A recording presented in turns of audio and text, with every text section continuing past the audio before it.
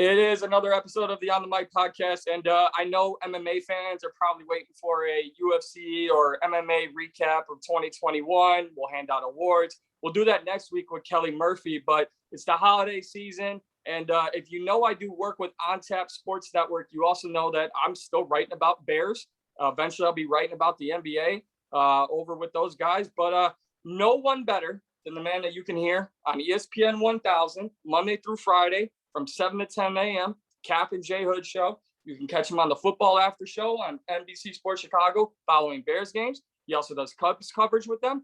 And on his Twitter, at the Cap Man, you can find his tip of the cap, his gambling advice with PointsBet Sportsbook, as well as his recaps to break down some games like Monday night's Bears game. He is the one and only, a good friend of mine, one of the best broadcasters in the sports world, the voice of Chicago, David Kaplan. Sir, how are you?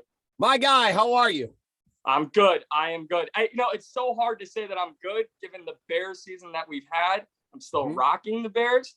You and PointsBet did not pay me to wear this hat. I absolutely love the hat. I just want to put that out there. But I just want to just jump right into it, Cap. First and foremost, I want to start positively. And it might turn negative very quickly, but Monday Night Football, we came into that game thinking we don't know who's in the secondary. A bunch of players were placed on the COVID list. And then we get the 6th-round pick out of Oregon. Thomas Graham Jr. has an incredible over 90 grade from PFF, NFL rookie debut this year. And it begged the question, where was this guy all year? I understand he opted out of the 2020 season. And it seemed like the team didn't know what they had in him. You may not know what you had in him, but when it seemed like every game, Kendall Vildor was the most picked on corner on the team, why would they allow Thomas Graham Jr. just sit on the practice squad all year? Okay, so it's a great question, and I asked that question the other night to Alex Brown and Lance Briggs, and they both said to me, hang on a second, you got to understand something. You got to perform in practice to get an opportunity to get on the field. Now, I don't get to go to practice, nor do you. Yeah. I don't know how he's performed at practice. Has he been good? Has he been late? Is he not an attention to detail guy? Because when you're a 6th-round draft pick and you sat out last year for valid concerns, you have a ways to go to get back to that, status as, hey, there's one of our draft picks.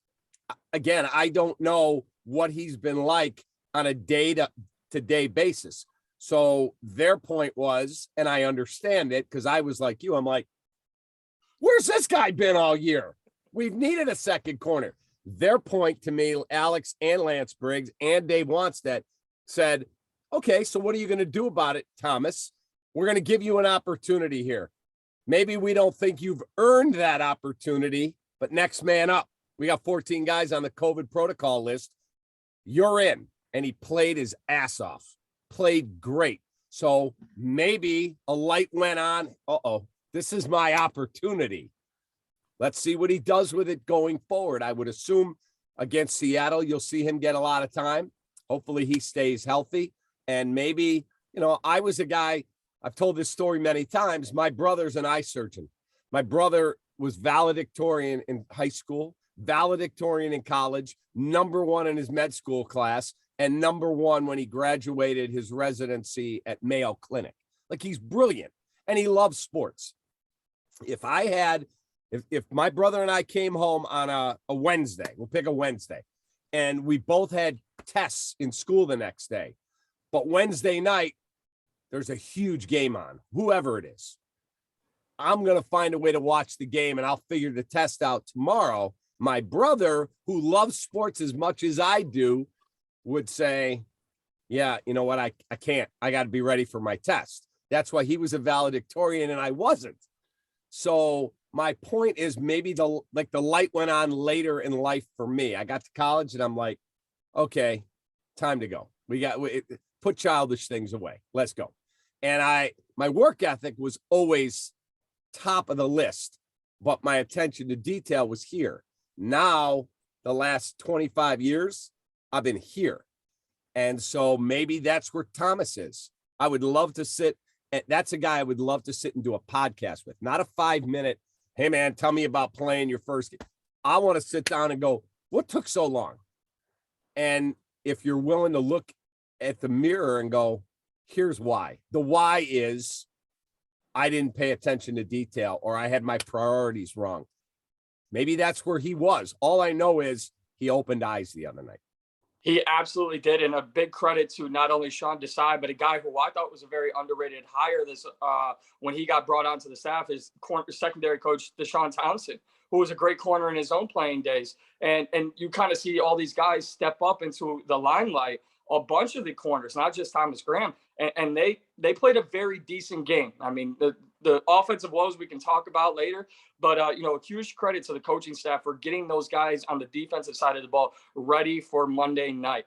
On top of all of that, though, becomes a much bigger conversation, which is Ryan Pace got another one. You can make that conversation for one game, at least with Thomas Graham, right? He found another diamond in the rough. Mm-hmm. And I know Adam Hogue wrote an incredible piece not too long ago on the pros and cons of keeping Ryan Pace. I think we know Matt Nagy's future. I think it's written in stone, and I want to ask you about that as well.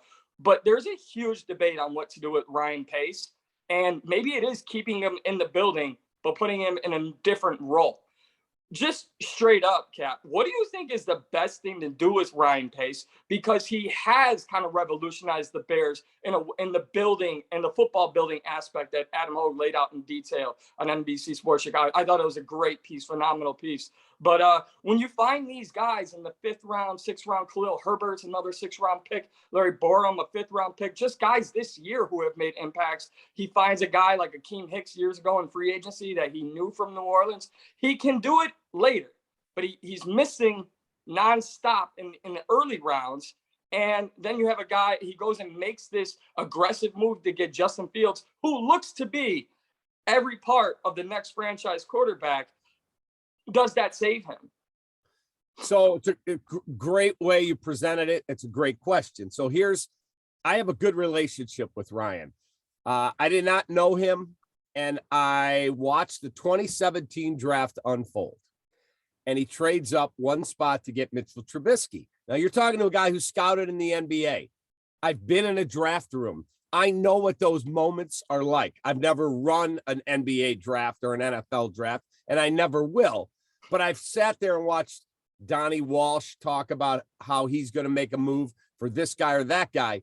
And I thought, you know what? This Trubisky kid may not work out. I like that my general manager identified I got to get Mike Pendleton. That's the guy. I have to come out of the draft with that guy. So I'm going to trade whatever he gave up, 2 3s and a 4 to go from 3 to 2. And everyone mocked him. What an idiot. He would have been there at number 3. Well, Ryan will tell you, because he told me this, that he goes, I'm the one getting the calls for my pick. So I know who they're coming to get, because Cleveland was split in their room. Cleveland said Myles Garrett, Mitchell Trubisky. They were picking 1 and 5. So Cleveland thinking, let's trade up with Chicago. We know San Francisco's not taking him, which let's not forget how many teams in the top 10 that year passed on Patrick Mahomes and passed on Deshaun Watson that did not have a franchise quarterback. The Niners, they picked Solomon Thomas. That's a bad pick. 2nd round, they took the linebacker, whose name escapes me, who got in a bunch of trouble. They had to let him go. Bad pick. They didn't have Jimmy Garoppolo yet. They needed a quarterback. They passed on Mitch. They passed on Patrick. They passed on Deshaun Watson. Buffalo didn't have Josh Allen. Cleveland didn't have Baker Mayfield. Kansas City had to trade up to 10 to get Mahomes. They didn't have a franchise quarterback. They were moving on from Alex Smith. So I had this long talk with Ryan, and then I thought, okay, whether it works out or not, I like a guy that had the balls to go, that's my guy, and I'm going to get him come hell or high water. But when you miss on Kevin White at number 7, Leonard Floyd, he may be playing well in L.A. He was not a franchise guy here and didn't get to a second contract. You traded up from 11 to 9 to get him. That's a busted pick. Roquan, phenomenal pick. Mitch, bad pick. But if you also look at, let's take this draft, and again, you can't really judge a draft for 3 years at least. He may have gotten Larry Borum would be a starting right tackle, 5th round. Tevin Jenkins, 2nd round. I'm telling you, that kid's going to be a player. He's a monster. He's got it nasty. He's a road grader. Get him in better shape coming off of back surgery, trim down some of the fat. I think he's got a chance. Now you got your left tackle. Khalil Herbert's your backup running back. Justin Fields, if he is indeed the franchise quarterback. So you're telling me in one draft, you got 2 starting tackles, a running back, and a quarterback. That's a pretty damn good draft. I'll put that up against anybody. But when you miss on, they traded down in the Mitch draft to recoup draft capital in the 2nd round. They went later in the 2nd round. It took Adam Shaheen, George Kittle sitting on the board, not at like University of Washington. He's in freaking Iowa, where you know that they're really good at training tight ends and offensive linemen. How you miss on that one, I don't know. And then the Arizona Cardinals trade up with you for that pick. You get Shaheen, and guess who they get? Budda Baker. He's a all-pro at safety. So you can't miss on that 2nd round pick in Shaheen. You can't miss on 3 of the top 10s of the 4 that you had. That's the conundrum it is. And then did he hire Matt Nagy? Absolutely. Doesn't look like that was a good hire. Has he addressed wide receiver? Not well enough. Has he addressed the offensive line? Not well enough. So again, there are issues. I love Ryan. Keeping him, there's a lot of positives. Letting him go, there's a lot of negatives too. Well, I think the big one here is Matt Nagy. And you know, I'll just say this because I don't do a lot of football podcasts these days, but I will say it was absolutely wrong and really an embarrassment to the city to have all the fire Nagy chants. Fans are allowed to boo, cheer, whatever they want. Don't do it at his son's football game. Don't do it in Bulls games. Like, it just makes no sense. You're doing it at AEW pro wrestling events. Like, we get it. And it's no longer funny because it actually is a human person's livelihood on the line. And listen, do I think there's time and a place for it? Sure, absolutely. Do I think the Bears need a new coach? I do. But the bigger conversation is the sexy name against the right name, right? And I think that's what they went for in Matt Nagy. Everybody wants the next Sean McVay, which, I mean, the jury, in my opinion, is still out on Sean McVay. Sure, they didn't have Cooper Kupp against the New England Patriots, and he probably changes that Super Bowl.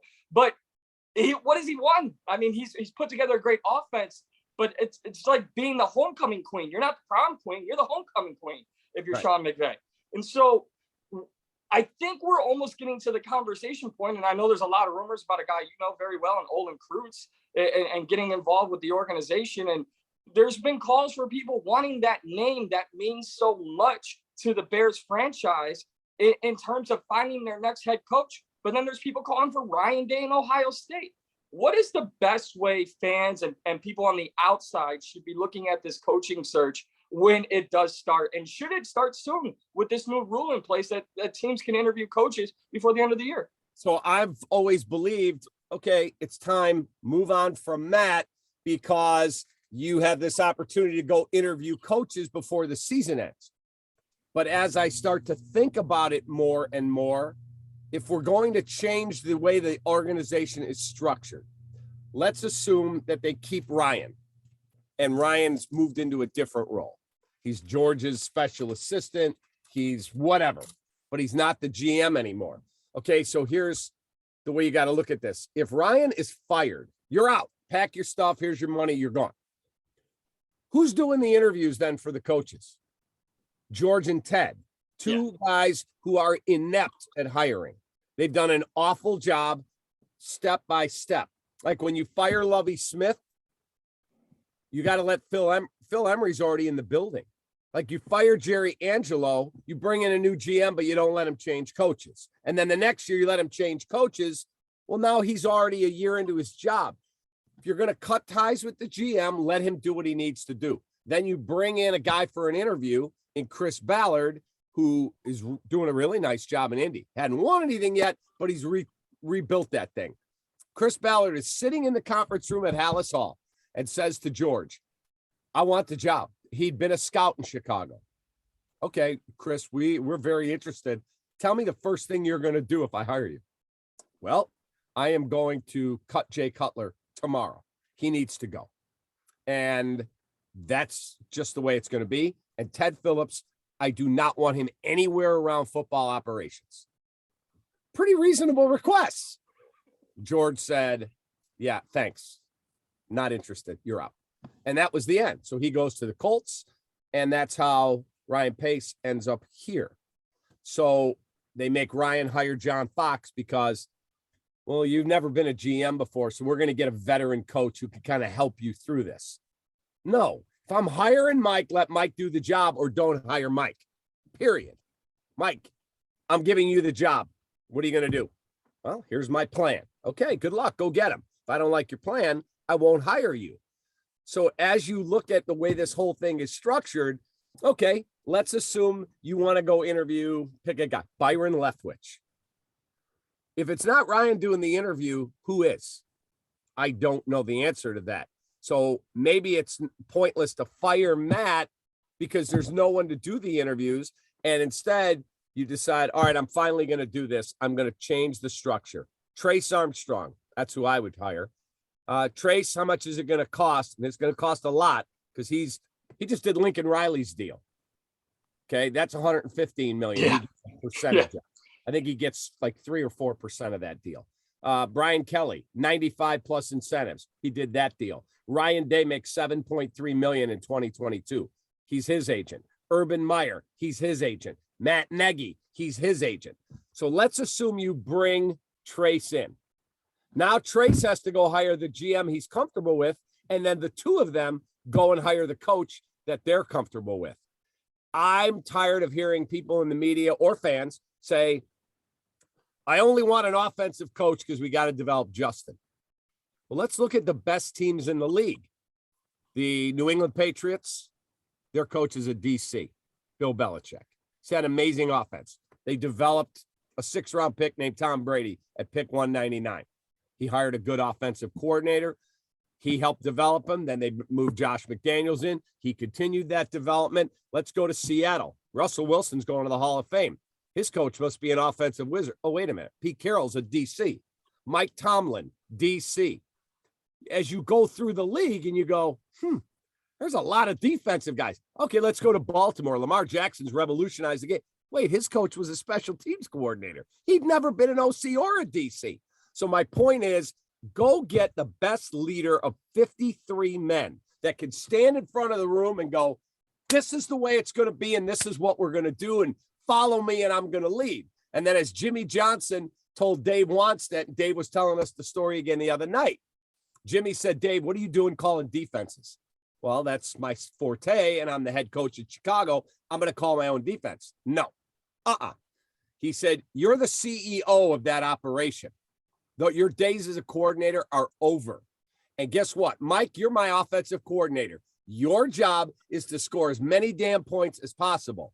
And guess what? David, you're my defensive coordinator. Your job is to keep them from scoring as many damn points as possible. We've got Matt Nagy calling plays. Coach, you want to challenge that? Huh? He's looking at his play sheet. No. I want the best leader of 53 men. If that's Byron Leftwich, hire him. If that's stealing Mike Tomlin or Sean Payton or whoever for $1 billion from someone else, you got a $4.5 billion franchise. Act like it.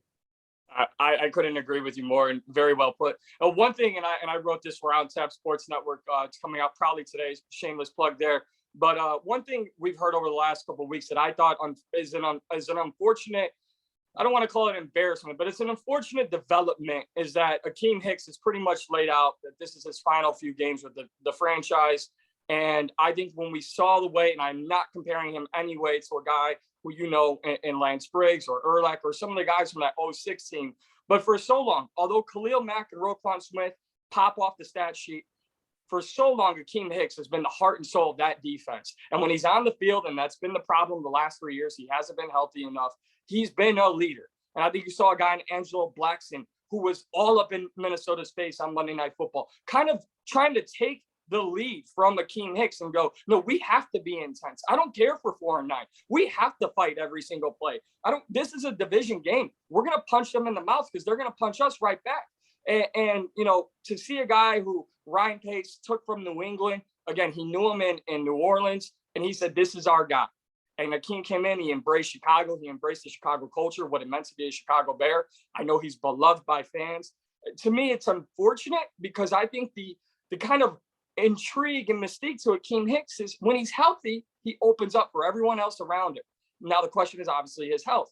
So what is the market value for a guy like that? You don't know. But what does it hurt if he wants to retire a Chicago Bear to sit down and say, what can we do? Help us, help you, and help our team so that we can keep you here. Well, I mean, he wants to get a big payday, and he deserves it. The question is, are you going to be contending in that division next year, or is this more of a rebuild than we all want to admit? And if it's not a full rebuild, then I'm keeping him. If it is a full rebuild, look, the last 3 seasons, this guy's gotten injured. He's getting older. It might be time to part ways with him because the price tag, the juice isn't worth the squeeze. Now, if you're the Tampa Bay Bucks or you're the LA Rams, or pick a team that feels like, man, we're on the Arizona Cardinals. We're on the edge, man. We can win it. Right couple moves, we can win the Super Bowl. Then it's worth maybe spending more than you think you should on that position for everything he brings on and off the field. If you're the Chicago Bears and you're like, okay, we got a new president, we got a new GM, we got a new coach, and guess what? We're probably going to win 6 games next year. We're going to pare this thing down. We're going to get back to the 2023 draft, have all of our picks, and it's going to take us 3 years, and we're going to get this thing rebuilt. Then it's silly to pay Akeem Hicks. That's just a fact. So let's find out what the plan is. They're going to have almost $50 million in cap space before they make any moves. Now, if I restructure this deal and I move that deal, well, I've got 55, 60 million. I can fit Akeem in. He's willing to work with us. I can go get another cornerback. I can get a wide receiver 1 that hits free agency, and let's go. Okay, then I'm all in on keeping him. Yeah, I think the wide receiver thing is the biggest question, right? Because, again, we've talked about some of the misses that Ryan Pace has had in the draft. You look at some guys, I don't know if I want to go through the Allen Robinson project again. I think the biggest name right now, outside of Devontae Adams, which I don't even know what that would take, if we could even persuade him if he becomes a free agent to come in, from the other side of the division. He's not leaving Green Bay unless Aaron does. Right. And so the Allen Robinson project all over again would be Chris Godwin, who, depending on where Byron Leftwich goes, let's say Byron Leftwich ends up in Jacksonville, they have $70 million in cap space. 3 guys I listed on Twitter yesterday would be Michael Gallup of Dallas, Christian Kirk of Arizona, and Mike Williams in LA. Do I think any of them are true number 1s? No, I don't. But if you can get 2 of those 3 with Darnell Mooney, the right offensive coach, or the right coach and offensive system with Justin Fields, I think you have something there. With that said, though, what is the best, and a couple more Bears questions here for you, Cap, and I always appreciate your time. What is the best way? I know you mentioned getting the right leader, but what is the best way to go about developing and building Justin Fields in 2022 and beyond? Best way to develop him is to make sure he's got more weapons, move the pocket, run screens. I don't think we've seen a draw play all year. Very few screen passes. And then I got to get more help on the interior, whether that is Sam Mustipher, whether that's moving on from Cody Whitehair and clearing some cap space there, and then finding someone either in round 2 or in free agency that I can plug and play and go, I got Tevin Jenkins, I got Larry Borum, I've got James Daniels, I've got a veteran guard there, and whoever my center is, well, now we got a much better offensive line. Then give me a swing type of player that he can plug and play at guard. We can move him over to tackle if somebody gets injured. Now I got a better offensive line. I got to be able to roll Justin. I got to be able to move the pocket, protect him. Oh, wait a minute. Guess what? I got 3 receivers down the field that can all make plays. Like, people are calling the show one day going, how come they don't play Rodney Adams? And then they play Rodney Adams, and on 3rd and 8, they hit him right in the freaking hands and he drops it. That's why they don't play Rodney Adams. What you do in preseason does not necessarily show what you're going to be regular season. So I'm with you. Michael Gallup, Christian Kirk, those would be really good players. And while they may not be Julio Jones or A.J. Brown or DeAndre Hopkins. It's an upgrade. That's where you got to start. I wouldn't bring Allen Robinson back personally. Yeah, I think that's a very tough conversation to have as well with the future of Allen Robinson. One thing I want to say, and I know you work for ESPN, but one thing that drove me up a wall yesterday on Twitter, ESPN releases a video from Get Up, and I'm sure you saw it. I'm sure you talked about it.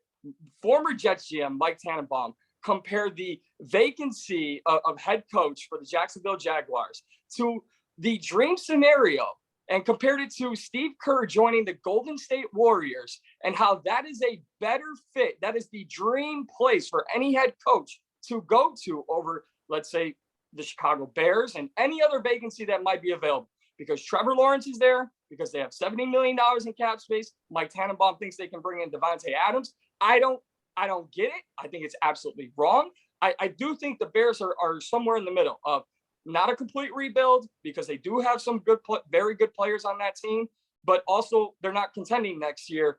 But I think that was one of the most absurd comments to compare the vacancy in Jacksonville to possibly becoming the Golden State Warriors in the NFL. Just want to get your thoughts on that. Okay, so I don't know if I'd go to the level Mike did about Golden State, but let me ask you a question. You're the hot name to be the next coach of the Jacksonville Jaguars, and they're going to let you bring in your own GM. Shad Khan is a billionaire, and he's going to get out of your way. Hey, man, do what you got to do. I just need it cleaned up, fix it, whatever amount of money it takes, let me know. He's proven that he'll spend. He's proven he'll stay out and not meddle. Versus George and Ted. Yeah. That's the problem you're dealing with here. People in the league say, well, hold on a second. You're going to go work for Ted and George, two guys who have shown they have no concept of what it takes to be successful. And as Olin Kreutz said the other day to us, people keep going, we got to get a franchise quarterback. We got to get a number one. That's the micro view. He said, that isn't what's wrong with the Chicago Bears. What's wrong with the Chicago Bears is the culture in the building. There's no level of accountability whatsoever, period. And that's the problem there. So that's why top guys, unless Trace says, hey, Ryan, you're my client, you're my guy, you come with me.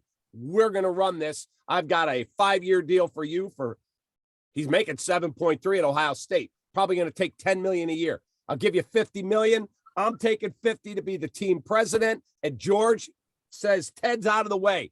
Ted's doing the stadium. It's your shop, period. That's the only way this thing gets fixed. Yeah, I agree. I want to ask one more here on the Monday night broadcast. I commend Brian Greasy for talking about exactly what you just said. He said, Chicago's a great sports city, one of the best in the country when every team is doing well. And Bears fans deserve better because it's not just the coaching staff and the players on the field. It's what's going on upstairs. And I applaud the broadcast for bringing that up. They wouldn't do that with a lot of franchises, but they did here, and they were in the town. And I want to give your missus a shout out and Lou Malnati's and making it onto the broadcast. That was my wife's deal. She did that. Yeah, and your wife is one of the greatest people I've ever had the opportunity to speak with and work with, and she helped me out a great deal. Both of you have been great. So I applaud you both on everything that you guys do. But Louis Riddick, it sounds like every time there's a Bears game, he's just open campaigning for the job. Would he be a good fit here in Chicago? Here's my question about Louis, and I've interviewed him, I've met him, I've hung out with him in a seminar in Bristol. I think he's a really, really good guy. He obviously knows football. My question is, he's wanted to be back in the league for a while. He's interviewed. He can't get a gig. He was the last in the league in 2013. I need to know why. Why, if you are polished, you're eloquent, you're intelligent, you went to a great football school in the University of Pittsburgh, why can't you get back in the game? Why is no one else hiring you? I don't know. I don't know the answer to that question. So if I had a chance to interview him for a job that I'm hiring, Louis, explain to me why you can't get back in the league. You don't interview well. You ruffle feathers. You're just not as good as maybe we think because you got this amazing platform and we're so desperate and starved for a winner here that will, take anything. I don't know. I don't know the answer to that. If he's good, bring him in. If he's not, move on. I would have loved to talk some Bulls basketball with you, but so much to talk about the Bears. If I had to put you under fire here, who do you think is the next Bears head coach next year? Wow. I mean, I can answer it two ways. I have this feeling that Trace Armstrong might be in play to be the president. If that's the case, I would think the fact that Luke Fickell didn't take Notre Dame because he may be waiting on Ohio State because Ryan Day might be coming here is a plausible scenario. And if that's the case, and I'm getting Trace, I'm getting Ryan Day, we'll figure out who the GM is, who those two guys want, then sign me up, I'm in. But the smart part of me says it's George and Ted. They'll F this up. We'll get some coordinator and some director of pro scouting will come in as the next big thing. And 5 years from now, he'll look incompetent like Matt, and he'll look incompetent like Ryan. And both those guys will go on and get jobs like that. Someone in the league I trust said, Matt Nagy will get hired like that. Ryan Pace will get hired like that. And 5 years from now, we'll be like, whoa, how come those guys are looking so good there? Because it might start at the top of the building. Well, I can't wait to see how it all plays out. You can hear David Kaplan on Kap and J-Hood Monday through Friday on ESPN 1000 here in Chicago. You can catch him on the Football Aftershow with Alex Brown, Lance Briggs, and a plethora of others. After Bears games, you can catch his Cubs coverage on NBC Sports Chicago and follow him on Twitter at the Catman for his recaps and his tip of the cap. David Kaplan, have I missed anything? You have not. You're the best. And just know, a lot of people are big fans of you. Well, that means a lot to me. Thank you very much. And, I'm still excited. Now, I'll just say this. As someone who got injured at work while working on Ohio State campus, maybe Trace Armstrong can take my public plea. Ohio State owes me one. I'm very happy with Justin Fields. Bring in Ryan Day. Bring in Trace Armstrong. Let's fix this thing. Ohio State owes me one because I shouldn't have to fall off ladders for some sympathy around here. Bam. Go get him, kids. Stay safe and healthy, and happy holidays and a happy and healthy 2022 to you. Same to you and your family, Cap. Thank you very much.